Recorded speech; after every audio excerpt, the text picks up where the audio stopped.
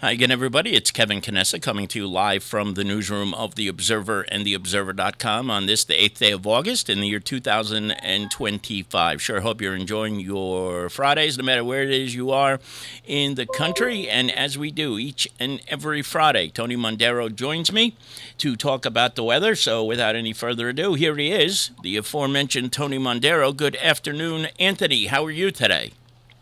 Hey, Kevin, you don't need me for the weather today, so I'm just going to go. No, what's going on though? Like what? I mean, Another, why is it so another nice? It's beautiful. beautiful weekend. Yeah, another upon us. We get a couple of nice days with temperatures in the 80s over the next couple of days here. And then, unfortunately, the summer heat comes back. The dog days of summer come most of next week with high temperatures in the 90s. I don't think we break 100 degrees, but in the 90s once again, and overnight lows in the 70s. And once again, with the heat, we'll come back to humidity.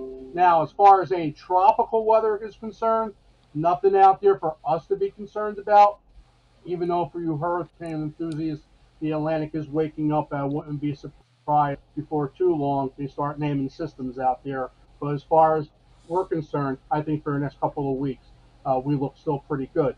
Those that are going down the shore this weekend, look for some rip currents, especially along those coastal waters. So those who are going to your Seaside Heights, Point Pleasant, LBI, down Atlantic City, pay attention to the lifeguards. Even though it's nice outside, looks like the surf will be up along the Atlantic shores. Kevin? Tone, you had mentioned when we were off the air too that you had some non-weather related things to get to today. So why don't I turn that over to you, and you can explain everything that we were talking about a little bit earlier, Tone. Absolutely. Give a unity to Harrison Councilman Mike Dollahan. He saw me the other day, and he gave a nice donation to the Weather Center here. Always very a big supporter of the Weather Center. Also, anything in the town as far as the soccer, the kids, the athletic program. And we'd like to thank Mike for that nice sizable donation, which was really in time because sometimes the Weather Center here, I give you an idea, Kevin. One electric bill alone for one floor here at the Weather Center is almost $600 a month. That's how much money that we spend in electric here. Now, there always will be a Harrison Weather Center, whether how small we'll ever have to make it someday, or what you see behind us, and only because of donations and for the local municipalities helping us out, we're able to do this here at the Harrison Weather Center. So, Mike, from the bottom of my heart, thank you very much for that very timely, sizable donation to help out the Harrison Weather Center. I'll tell you, something concerns me. You're saying your electric bill is 600 a month. These utilities have been climbing lately, and I know somebody who got an $800 electric bill for a one-bedroom home. Like, I'm afraid that number is going to go higher, Tony. I mean, could you imagine if you're paying even more than that for your electric bill? That's obscene, isn't it? Yeah, if that does happen, you'll see less monitors. Less monitors behind me. That's what will happen. We'll have to shrink down the weather center and shrink down some of the information that we get. It can't be critical information, but the third or fourth and fifth party providers that provide radar and lightning data will have to go by. The Harrison Weather Center is all on donations and what we do when we consult with the local towns. And without that, Kevin, we're done. So thank you very much again, Mike Callahan, for his donation. He's a great man. He really is, and he has always been. He's been good to us. I know he's good to the Harrison Weather Center. He's good to the people of Harrison on a regular basis, and it's good to see him getting healthier too. Because he had a little health scare a couple of years ago, and he's doing much better now. So that is certainly good news. Now, what else is on the agenda for the weekend? Are you going anywhere? Are you going to White Castle on Saturday? What's going on? I haven't asked you that in a while.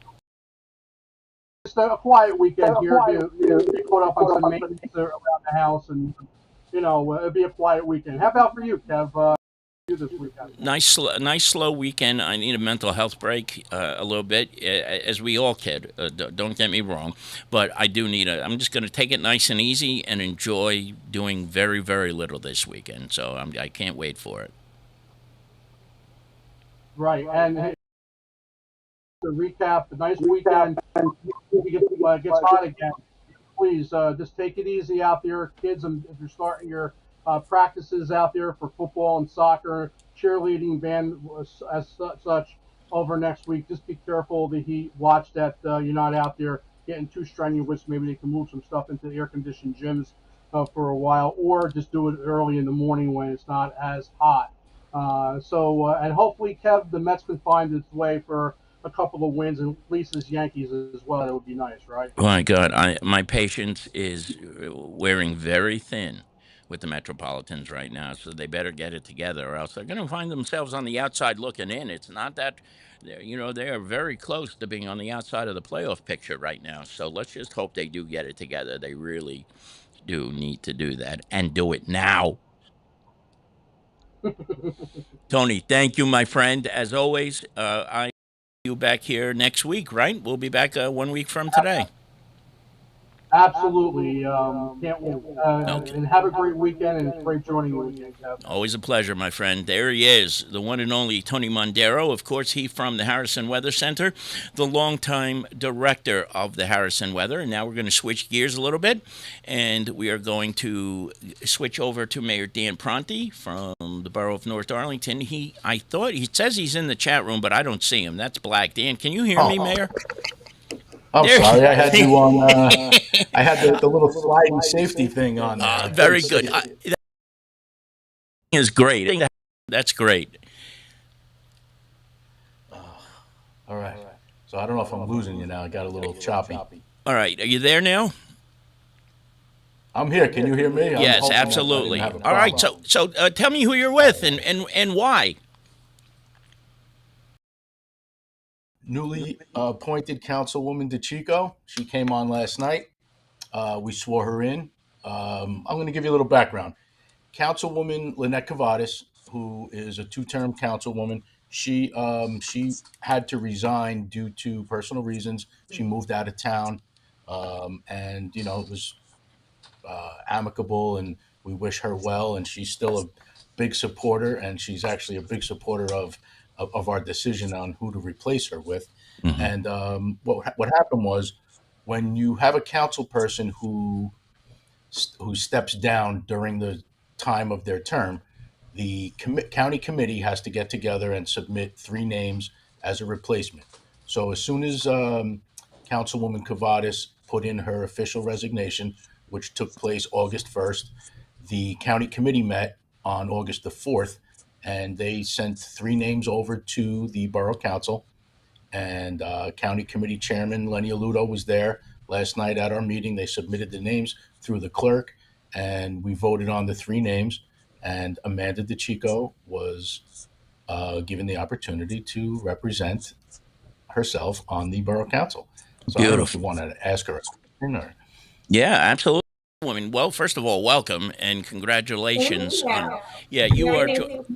Yeah, it's good to meet you too, and I know you're joining a very solid team. In fact, of the towns we cover, I would say the most solid team of council members. So tell us what this is.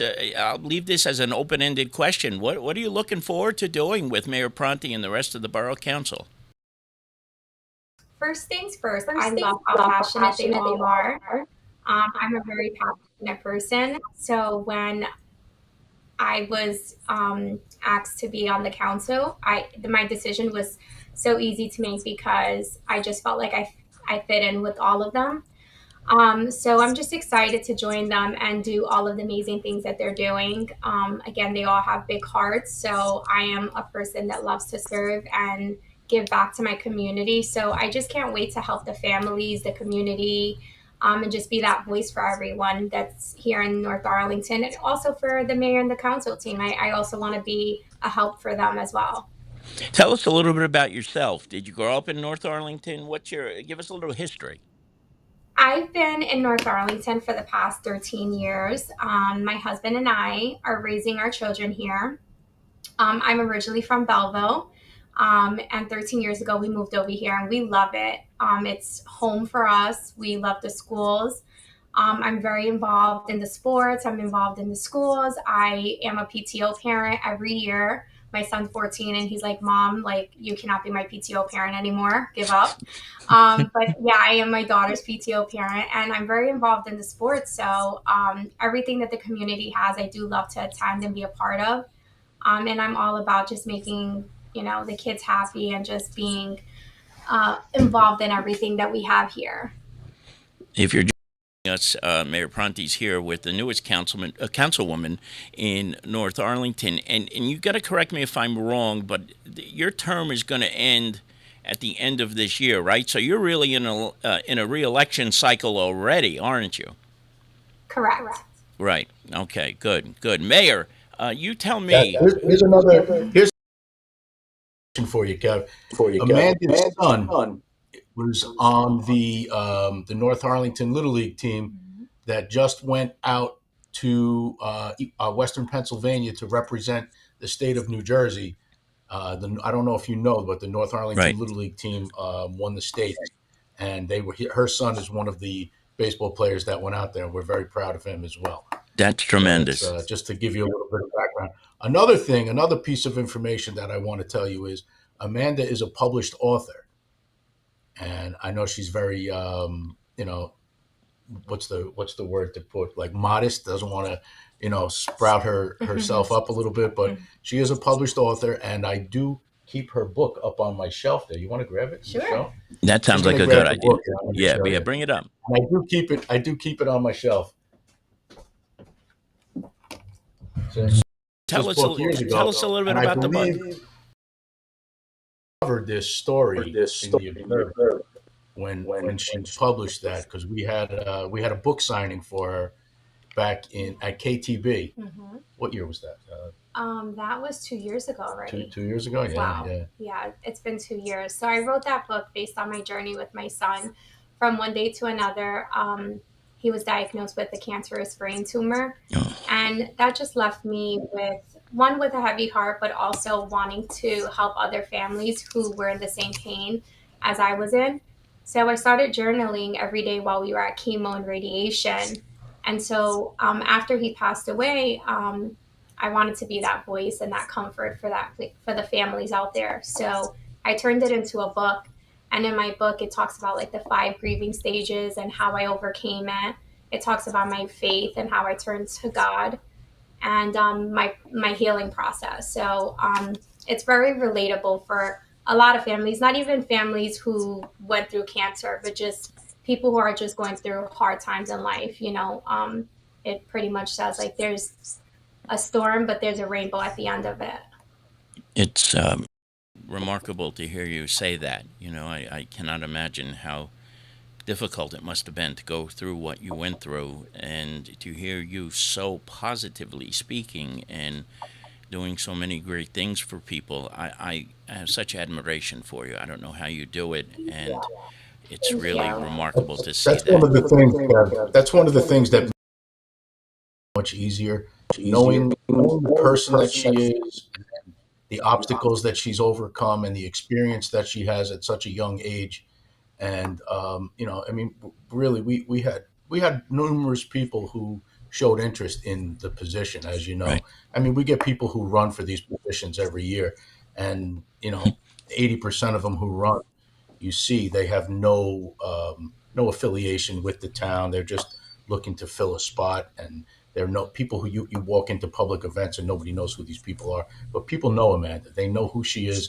She's always around town. She's always at different things. She's been part of the community since she's been here. I mean, we've known each other since I was first running for council back in early days. Yeah. And she's just an amazing person. And the decision was mindless. We had to just pick the right person, and I think she's good and ready, and she's going to make a lot of people proud.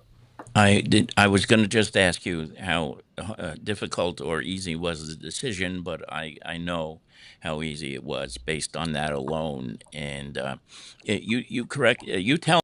I mean, I would tend to think that the next couple of months are going to be very important and very intriguing for everybody in North Arlington to get to know you, Amanda, and to see all the things that you have to offer. And as soon as they get to, if they don't know you already, they're going to fall in love with you very, very quickly. Thank you. That's what we're hoping for. I mean, it's just a matter of council people, and people get, they all know how to reach out to myself, and the members of my council were very approachable. So when we had to find someone to replace Lynette, we looked around, and this was one of the first people who came to my mind. I had about 5 names that I wrote down, and I spoke and met with all 5 of them, and the decision was made. And Amanda was, she was the one that we picked up, because she's going to be able to be available, and she's going to make herself available, and she has the same passion and drive and the same vision that we have. And her number one priority is making North Arlington better than it was when you took office. And Right. that's what I've been saying since elected back in 2013. I want to leave the place in better shape than when I found it. And step by step, every time we go out and do something, it's positive. It's for the betterment of the community. And I mean, we had a great council meeting last night. We started. I had people at the council meeting last night that were saying, "Oh, this is great. We never knew there was so much community involvement." And it's a good feeling knowing that newer people come. And we actually had people standing up last night. I had actually 2 important things that happened last night after we swore in Councilwoman DeChico. I don't know if we're going to call you Councilwoman Velez DeChico, or just DeChico, or just Whatever. a hyphenated last name. But we had 2 police promotions that we did last night. So we had newly appointed Sergeant Rivera. He was Officer Rivera, and we have Lieutenant Fiume, who was a sergeant before, and he was promoted to the rank of lieutenant. So their families were there, their friends were there, the people from the community got to see all of that, which was nice, because now they come to a meeting, what's going on in town, and that's our biggest thing. I can put photos out on Facebook all day long, but coming someplace live, you see it for yourself. That's why I thought this was a great idea to have you speak to Amanda one-on-one. With this, I love the idea of you taking such an interest in the political formats that go on in the towns that you cover. Thank you. Because you're always on top of it. You always like to see, what's the next step, what everyone's ideas are, and it shows. And that's why your coverage is always very good, because you take an interest in it. Thank you. I just wonder one thing, though. You do realize, Amanda, you're not going to sleep much now. I mean, this is going to be you're going to be everywhere all the time, because the man sitting right next to you does not rest. I'm convinced of it. He does not sleep, and if he does, it's with his eyes open. So you're next. You know that, right? I know. I always say he wears his heart on his sleeve, and he is all in it. Like, he sleeps, wakes up, and thinks about the community and what he can do and what are his plans. So that's also another reason why I wanted to be a part of their council, because I just love how passionate he is. So it was so easy to make my decision. I'm like, Dan is so caring. I always say I don't know a mayor that loves their community as much as him. It is true. He really does. He really does. Now, on our way out here, what else do people need to know? Is anything else going on that you want to let people know about right now while we have you together, or are we good now? Actually, yeah, we had a couple of big things that happened at the meeting last night. We finalized our purchase of the Comcast property Great. on River Road, which we've spoken about for probably about 8 months. Right. But as you know, in a real estate deal, sometimes they take time. There is a matter of, because it's on the water, you had to worry about the DEP and everybody coming in for different tests, different regulations. So we got all the paperwork squared away, and everything is done. And we should be the proud owners of a future parking lot within the next 9 days after today. Beautiful. And this is a 100% win for the town, for the community, for the people who live on the western slope of North Arlington, and anybody who attends Little League games, soccer games, football games, cheerleading down at Rip Collins and at Joseph Malillo Field, um, down on River Road, because people were parking up on the hills, walking. It's easy to walk down the hill to get to the game, Yeah. but then at the end of the game, and you have to walk up the hill back to your cars. People are, you grunting going up the hill, sometimes in the rain. So what we're doing is this parking lot is going to be fantastic, because it's going to give you a safer route back to the fields. You're no longer going to have to cross River Road, which is always an adventure, and you're never going to have to worry about finding a parking spot in front of someone's house, having them call up the police and say, "Listen, there's people parked too close to the corner," and it's always something that's a necessity, and we've identified that there was a problem there, and Yep. we took action, and we finally got it taken care of. These are the things that we like to do, on a case by case basis, but we have to make the right decisions, and I think we did here. And plus it's going to be beautified, because you know how I feel about the beautification, Yep. and driving down River Road, the first thing you see when you're coming into town from the Kearney side is that's the first eyesore that you come across. And then there's another one that's a little further down, which is the Gollum gas station, which we're in the process of purchasing, because we want to make sure that that is going to be more parking and overflow for the future home of the senior housing project that's going in across the street by where the VFW currently is, because we're going to have a brand new veterans home and veterans hall built there with the senior housing. Interesting you bring a couple of these up together, because I was thinking about the Gollum gas station, and I remember passing that when I was a kid. I mean, and we're talking 30, 40 years ago here, and it always seemed to be dilapidated, and now you're going to fix that. You're able to get the Comcast thing done. You're adding parking. I don't think there are too many mayors who can say we've added parking, because you know how difficult it is around here, in not just North Arlington, but all the surrounding communities. So for you to be able to add parking in the middle of all this is really extraordinary. It really is, and I know you're proud of that work, and you've worked hard to get there. And we're always thinking about finding new places for parking, because parking is a problem everywhere. If I had a time machine and I could go back to 1940, I would definitely design this town in a different way. But unfortunately, I can't do that. So I have to work with what we were given. And when you take office in 2013 and then become mayor in 2018, it's like you only have a certain amount to work with, and you have to play with the cards you were dealt. So we have an opportunity now where the old Melrose building, and there's developers that are coming in, and everybody has a different idea of what they want to see there. Yeah. The only thing I want to see there is retail and parking. I want to see retail and parking there. And there's developers that are coming in, and everybody's got the same ideas. Well, maybe we can build housing there. We can do this. You have the municipal lot down on the bottom. I think we can, if you forgive us with X amount of spots, we can do this. And I look at them and I say, we're not forgiving anyone. You're not allowed to park anything. You're not allowed to build anything that does not have the appropriate amount of parking. And we're not forgiving anything. We're not going to give you parking spaces. I actually just got a call the other day, and there's other buildings that are around there, and everybody's asking us if they can purchase municipal parking spots.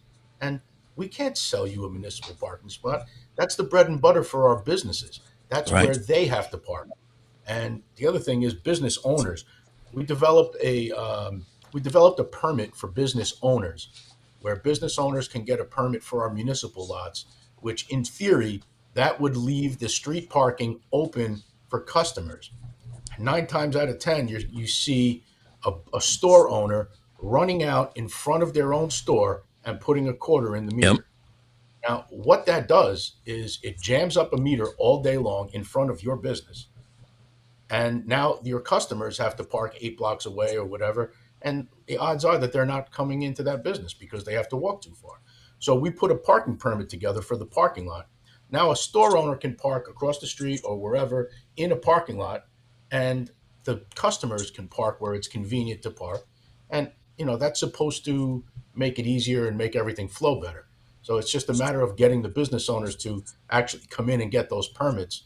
And that's another way to get everything copacetic. Absolutely. I want to take a step back, though, real quick as we wrap things up here. But I remember you were telling me many times that everybody wants to build up, up, up, up. Are you still getting people telling you that they want to take over the Millrace and build a six-story building there? I mean, have they You not know what? learned yet from you? You know what doesn't help, Kevin?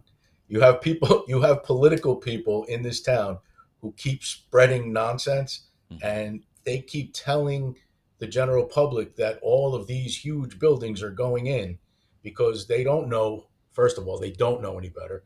Second of all, they have, ill intentions. All they want to do is make it look like terrible things are happening in town.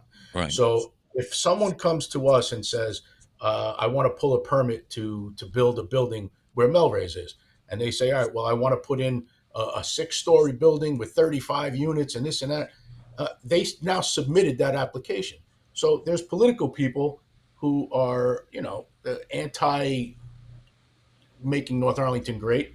right, And these people, they come in and they'll Oprah request how many applications were put in, and then they see an application. Oh man, this guy put in an application for 42 units or whatever, and then they go right on Facebook. Oh my God, they're going to allow 42 units at this. Meanwhile, their application was denied, which right. obviously is going to be denied. But they're just spreading this rumors because they just don't know any better, or they just want to be heard and want to sound like they know what they're talking about, but they don't. Unbelievable. I can't believe that is still happening. I mean, I remember that happening back to NCAP days. I mean, that's And it's even the before same Amanda, people, Kevin. right? It just It's the never same ends. people. Oh my God, it gets tiring after a while, doesn't it? I don't know how Yeah. how you deal with it, but it does. You have Well, to you admit it know, gets how we tiring. deal with it. In all honesty, the best way to deal with it is you run things your way, and reputation speaks for itself. That's right. People know that if I'm asked a question, I'm going to give you the right answer, and I do. Whether it's the answer you want to hear or not, I'm telling you the right answer, and I'll tell you why that's my answer, rather than make up some type of an excuse or whatever. And I think people, for the most part, respect that. You have some people who get angry when you tell them, "Oh, look, we can't do it your way," but that's what I have to do. If I did everything the way that the general public wanted it done, the town would be poor, it would be broke, it would taxes would be through the roof, there'd be a million things going on, and if it works out for one person, it doesn't work out for another. Just like last night, we had people coming in asking about a cannabis facility that wants to go in. Now, as you know, years ago when they legalized cannabis, we adopted 3 out of the 5 approvals for cannabis. Hmm. We allowed them to manufacture, distribution, no, manufacture, growth, and I forget what the third one was, but Right. we did not allow distribution or delivery. So you can't. We didn't allow a place to open up and sell it. Right. And looking back on it, I don't know if we would do it differently now, because I've gone to these places and I see what the future holds. So we're kind of up in the air on whether or not we're going to be making any changes on that, because let's face it, the cannabis industry is turning into a pharmaceutical industry, and the people that are running it and the regulations that are on it are so strict, and they're stricter than if you go to a Walgreens. Right. You can go into a Walgreens with a prescription and get opioids. And going into a cannabis place, you have to be 21 years old to enter. There can be no advertisement on the outside, so the stigma isn't as bad as it was. But the other thing is the